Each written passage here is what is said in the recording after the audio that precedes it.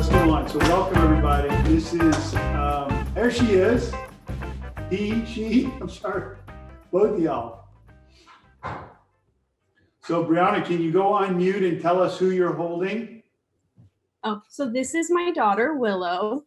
She's 5 weeks now, I think. And she's also very hungry and grouchy. So I'm going to stay muted because she's crying a lot, but she's mostly good. But yeah, so this is Willow dropping her pacifier. So she just dropped the pacifier. Yeah. My kids were little, we called it a binky. What else? We call it that too. Right? And that company that makes that is like, whatever it's called. Is it binky? I don't know. This one, there's several companies that make them now, but. So welcome everybody. What I wanted to do today, just the last one that we're going to do this year. And I just wanted to give everybody an opportunity to kind of share we've been through a hell of a year, right? I'll tell you that I don't know anybody that their business has not been affected by COVID pretty substantially. I know our firm was affected substantially. For us, certainly all of our big cases, the carriers just said, call me when we get a trial date. And I suspect a lot of y'all are in the same boat. But I'm continuing to get emails from people, just great stories that, in fact, two people that are probably not on here because they both have COVID or have COVID in the family have settled cases in the last couple of weeks based on the techniques we've talked about continuing to push, that literally have either settled for policy or very close to policy for several $100,000, where they started, I think, with an offer under 10 grand. And so I just wanted to say that I'm very happy that people are getting something out of this. You know, we kind of see how it's going to go next year.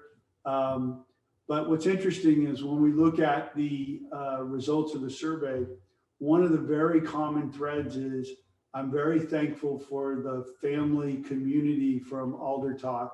And that's not me, it's everybody here. And, you know, what I'm hoping is that, and this is how I've always done it, you know, for my whole career, I've tried to bring people together. And at some point, you don't need my ass anymore because everybody has made relationships with each other. And that's really my goal. And I think that's happened quite a lot, right? Like we're all going to pitch in and buy Charles a camera. That's going to be very, very helpful for him, right? But Edward is taking the survey results and he's going to post them to the chat. And I'd like to just spend a little bit of time, but at some point I want to yield the floor. I know there's no requirement to talk, but I know that some people would like to share some things. Catherine, are you on here? No. I know she'd be, you know, Catherine is a very frequent contributor, her entire family, and I think she's about to be tested, has COVID. They're going through a very, very difficult time. She's got an older parent who lives there as well.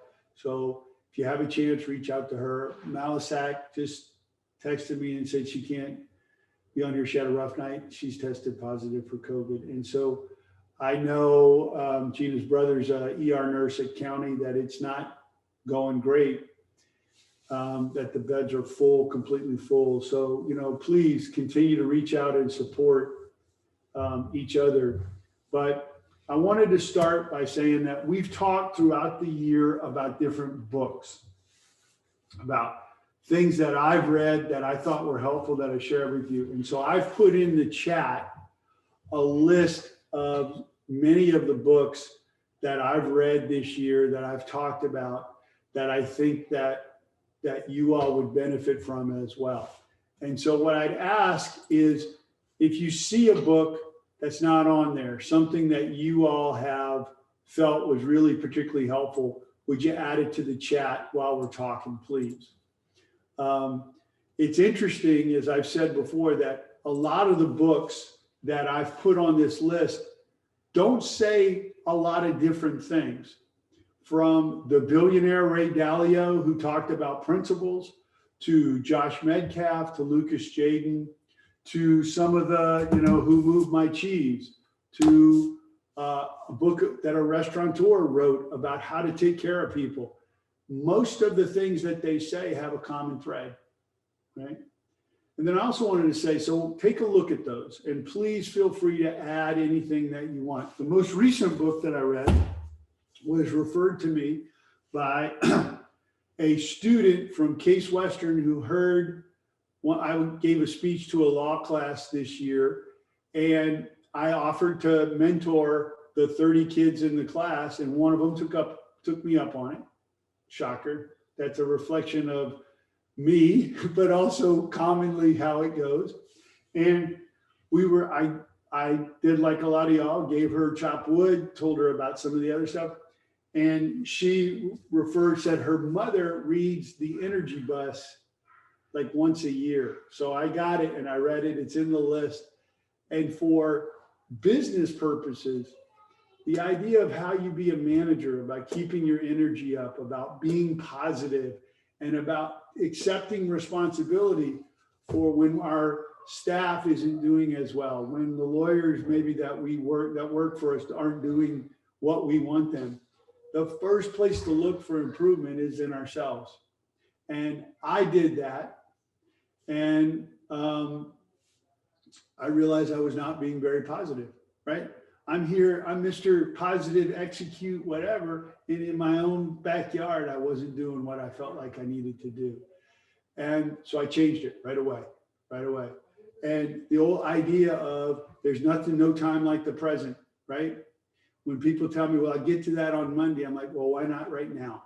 How about in an hour? And so I found that book to be extremely helpful because it was talking about positivity.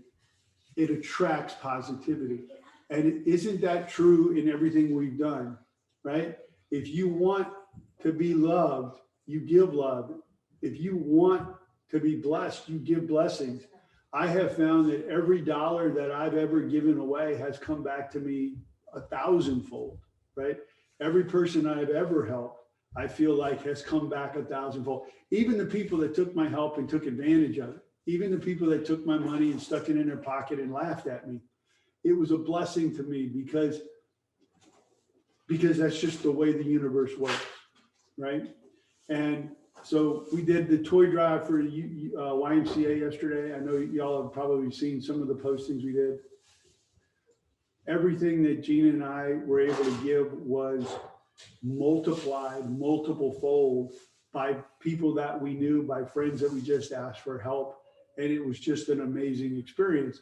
And when people are like, thank you for giving, it really is a function of, no, thank you for allowing us to give, right? And what I took away from this year of giving was we can always find an excuse not to give, right? Charity starts at home. Ever heard that before?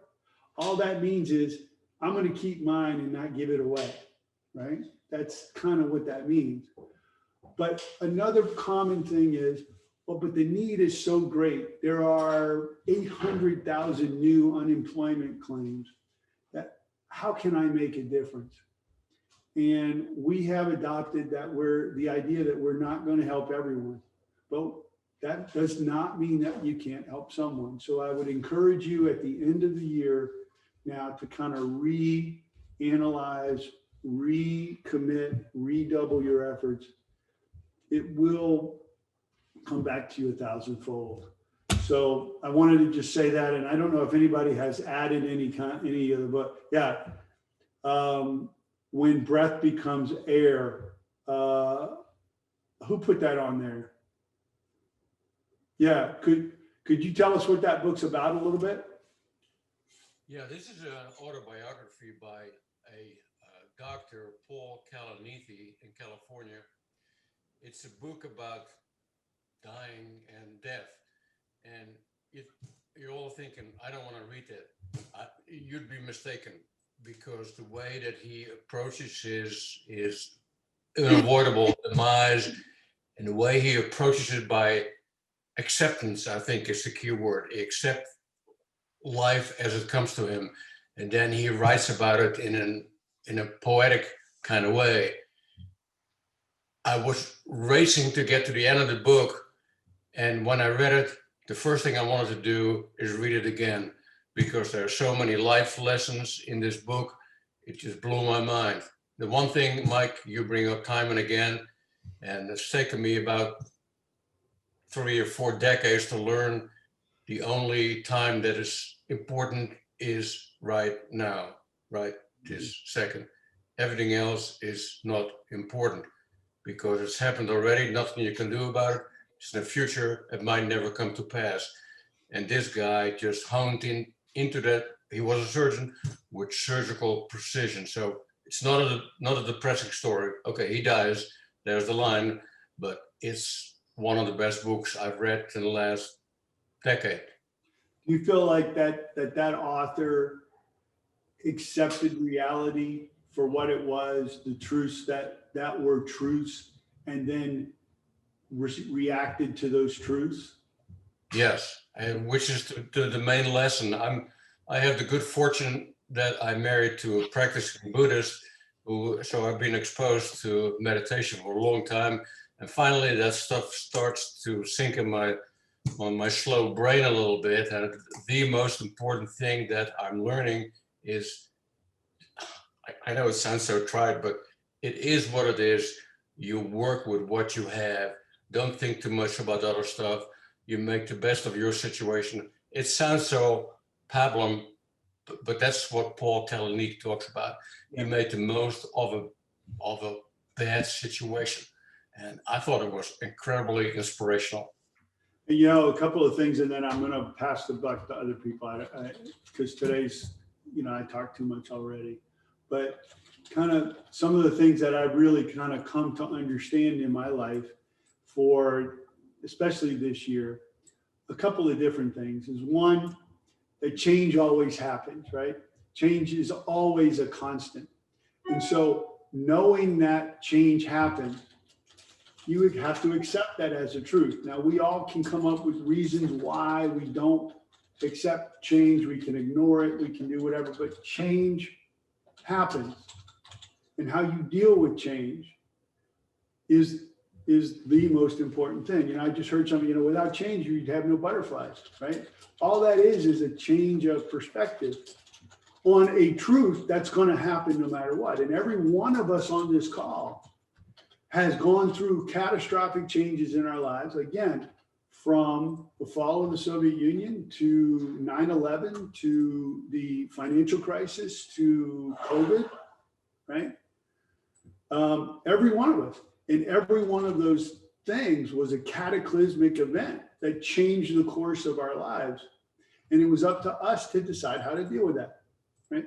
The second thing that I really came to, which changed me metamorphosis, was when I was younger, I was a fucking machine, right? I tried cases, just a machine. And people were like, how do you do this? How do you do this? And the way I did it was I shut down. If an emotion came to me, I was scared of it. I did not, because I said, I'm strong enough to not feel emotions if I don't want them, right? At some point I realized emotions are going to happen whether I deal with them or not, right? And a big sea change for me was dealing with the emotions of, like that doctor, I'm going to die, dealing with the real emotions. And it was hard, and it kind of felt like crap, and it was scary, but it set me free. And without the ability to do that, I would not be married to who I am right now. I would not be in the position that I am. And so I have been chomping at the bit to try a case. And my next case is February 1 in Ventura Preference. I am going to be such a better trial lawyer, such a better person. I'm going to kick the crap out of the defense, right? And I just know it because I know that I'm going to be able to communicate better, because I communicate with myself better, right? And so those two things being open to feeling and understanding that there are truths that we cannot deal with until we accept them. And when we do, we can use our perspective, really makes all the difference. It made all the difference for me. So that's what so I really appreciate you putting that on. And so a couple other books, Chris Voss's Never Split the Difference, a great book about how to negotiate. And I read part of it, but what I took away from that was, when you negotiate, you always got to think about where the other side is coming from. And I will say that is in every mediation exactly what is going on. The best advice I ever got was from Mike Moorhead when I was a young lawyer. And he told me that you have to understand, Mike, that everybody has to eat from the trough. Everybody. So if you've got $1 million case with $1 million policy, do not squeeze $1 million out of the defense. Right? If you can give them something that they can hold on to go back and show their client that they did a good job, settle that case for $975, $980.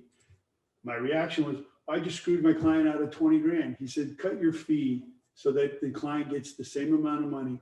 But every case you mediate from now on, you will make more money for your client. And that is because you have to understand that the other side needs to succeed just like you do. And that goes to the same litigation strategy and pre-lit strategy is if you don't give the tools to the other side to go look good, then they're not going to be able to help you. And now 28 years into practice, do you know how many cases I have settled with a phone call with just my name on a piece of paper based on a relationship in the past with that lawyer or that firm who goes, oh, I know Mike, he's a good, yeah, Mike, let's deal with this. And I have settled a case in an hour that used to take me when I was a young lawyer, a year and a half. Right? And then there's a couple other ones, which, the Psychology of Persuasion, great. Road Less Traveled Once a Year. Irving, do you know who wrote that? Can you write that down? Yeah, it's Scott Beck, but I'll write it down. Okay.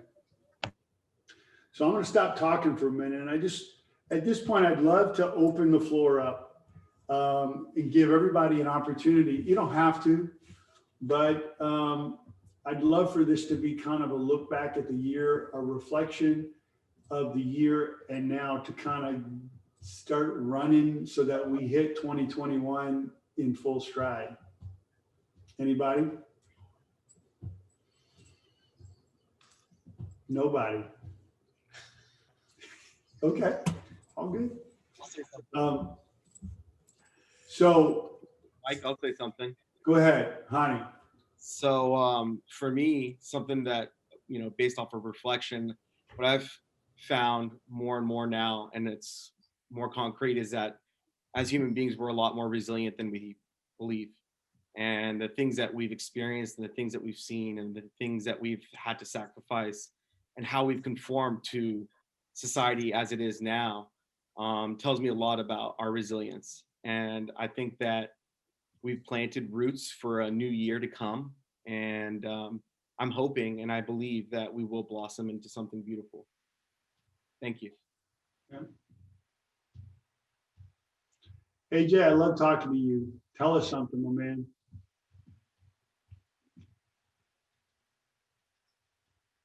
All right.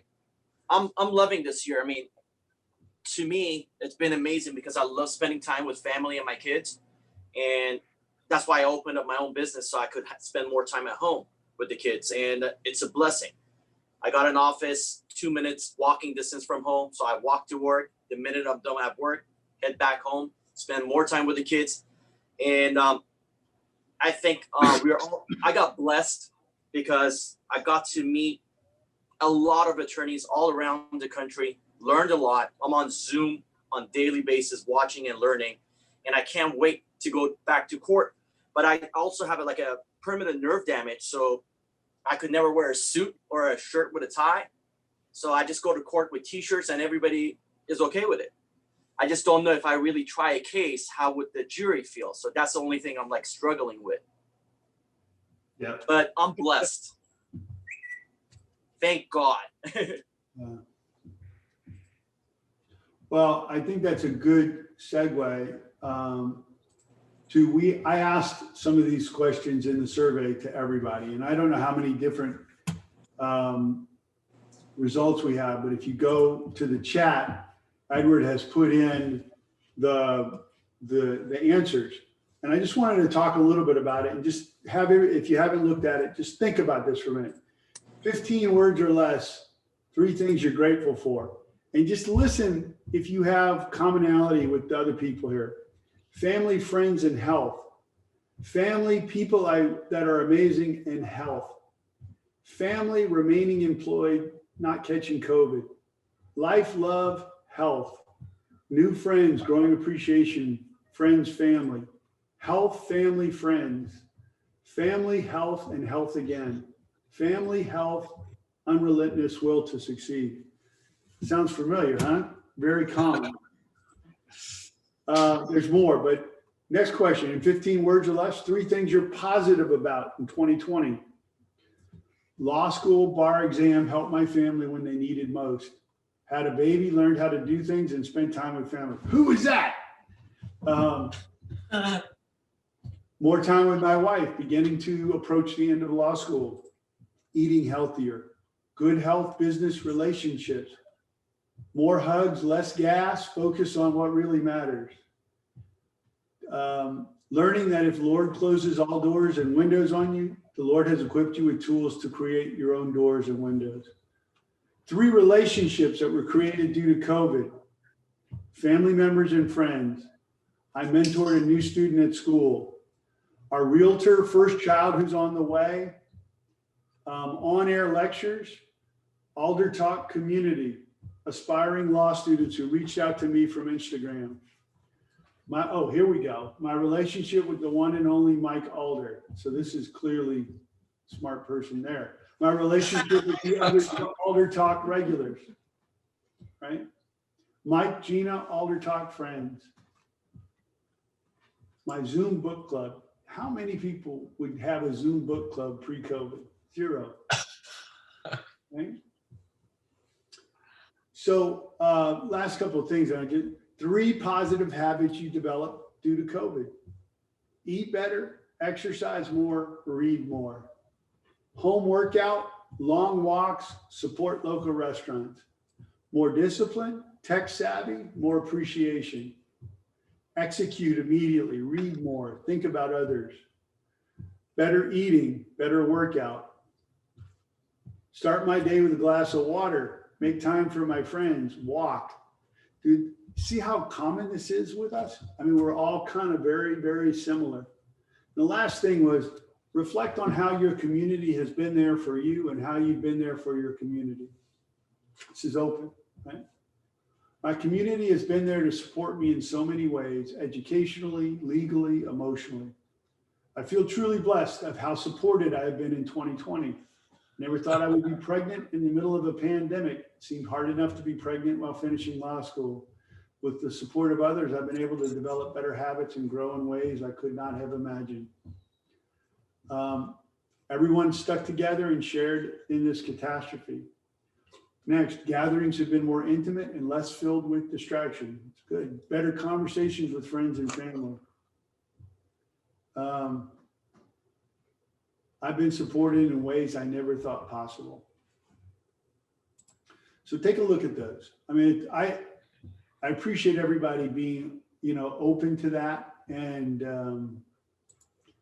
sharing with that. But what I took away from that was we're all different ages, different levels or years in our career, different sex, different family situations, different financial situations, different areas of the city that we live in.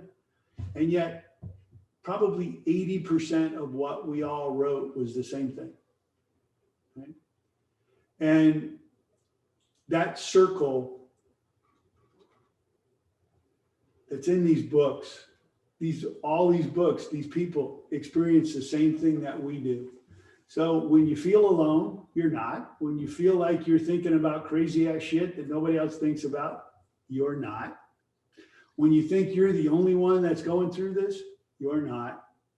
And many times you just reach out, you'll hear the things reflected back to you that we're all dealing with. And I always go back to a good friend of mine, Neil Rosenthal. He asked, remember, he's like, Mike, what's it like to have no problems? What's it like to have clients, unlimited money, no problems with cash flow or bills? It must be great. And I said, I have no fucking idea what you're talking about, right? What are you talking about? Right? There is no situation that's perfect. The most unhappy people in the world many times are billionaires, right? So all that goes back to, I think, for me, I was miserable when I was I was king of the world and fucking miserable. Now I'm king of the world and really happy. And I got a lot less than I used to, but I got a lot more than I used to. I just focused on the things that were important for me, right? And I think that looking at all of those responses, health, family, friends. There are no U-Hauls on the back of a hearse. So I'm not saying work less, but I am saying don't work for work's sake. And one of the blessings that I see in COVID was because we work from home, I'm able to turn my computer off and go do something and come back, not have to drive to my house and come back. So it's made me a lot more able to work, and when I am done working, to go do something else right away. So thank y'all for being on here. There's no rule that we have to go an hour. I wanted to give everybody an opportunity to think and to reflect and to breathe. Anybody want to say anything else before I finish with a couple of last comments? Yeah. Hey, Kareem. Hi. Hey. Yeah, no, I mean, I was just thinking, I feel like 2020 has been an incredible year. It's been an amazing year. And for all of those reasons, forced us to focus on health, family, community more than ever before. And I feel like it's been a very necessary year. Like prior to this year, humanity was kind of just sleepwalking through everything. You know, society was just kind of going with the flow and going through the motions of everything. And this year really forced us to reevaluate a lot of things from a societal standpoint as well. You know, the challenges really woke us up in a different way, really forced us to be better people, to self-reflect, to come together more. And I feel like that on that level would not have happened but for this year. So I feel super blessed, and I feel like it was an awesome year, and I appreciated all of the challenges. I could not agree more. You know, the research is very clear that in athletes, in business, in companies, that overwhelmingly the growth in your time, in your speed, in your lap speed, in your cash flow, in your income is after a period of high distress. After the biggest challenge that comes, right after that is where we see the biggest growth. And I think that's exactly what you're talking about, right? We've all learned how to be better on the computer, on social media, on marketing, on brainstorming. We've all learned how to focus on our cases, to use our time. But more importantly, we've all understood the importance of family, of community, of giving, and that's that idea of being blessed. And I grew up my whole life, I've heard that word blessed, blessed, blessed, right? It means something to me. And I think it means something to all of us. There are blessings, you know, behind every cloud, there is the sun, you know, but thanks, Kareem. All right, last couple of things. I'm going to write in the chat a few more people that for me, if you want more information, if you want to read these books, if you want to think about more stuff, some of the stuff that these people say is really, really helpful for me. And this is the first one, and I'm throwing it out there. Controversial. Tony Robbins. I know he's half crazy, but the other half of him is exactly what we've been talking about. Tony Robbins saved my ass 25 years ago. He was responsible for me coming up with goals. And a lot of the stuff that he writes about and teaches is about how to execute, how to be positive, how to look at things, right? Next, Gary Vaynerchuk. He's got YouTube videos. He's got posts. He's got several books.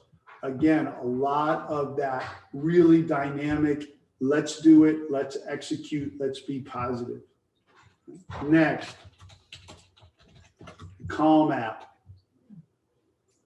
I think they just valued the Calm app at $3 billion. And I started listening to it a year and a half ago, 10 minutes a day. I don't do it every day, but there's Headspace and Calm app. And what it is if you want just 10 minutes a day, it pulls you in, it relaxes you, it refocuses you. I would strongly recommend, I think it's like $70 a year. There are hundreds of meditations that are guided where they talk about every kind of thing. There's a stress one, there's a you can't sleep one, there's a million of them. There's also bedtime stories. If you can't sleep, they read to you a bedtime story that puts you to sleep. It's great. Right? And then the last thing before we end is I want to go through one last exercise. And Martina, it's exactly what you were talking about in that book. And it's about being present. And I would recommend this 1, 2, 3 times a day. And if we can all do it, it'll take us about 45 seconds. Okay. So sit up.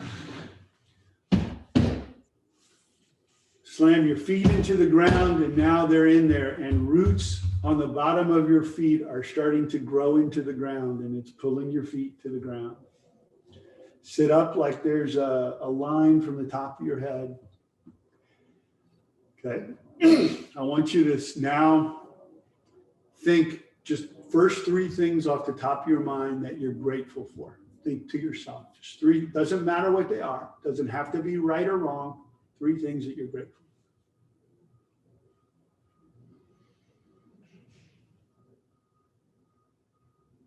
for. Okay. Now for 30 seconds, we're going to close our eyes. We're not going to think about the past. We're not going to think about the future. We are going to feel ourselves right here in the present. If your mind wanders, pull it back. No past, no future, just right here. Close your eyes, 30 seconds, feet in the ground.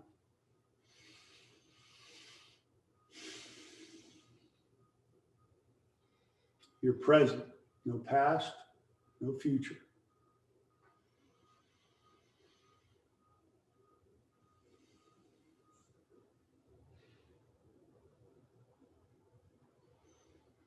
If you wander, pull it back. Just come right to the present.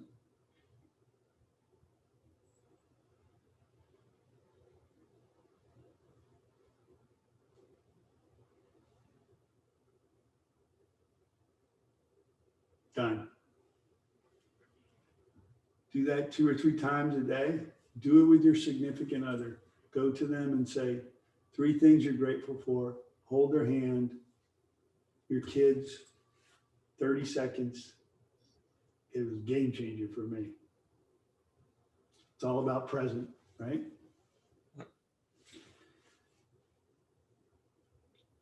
$2020, get the hell out of our life. Welcome to 2021. Yeah. Hope everybody has a great holiday. Thank y'all. I'll see y'all next year. Thank you. Thanks, Mike. Thank you, Mike. Take care. God bless.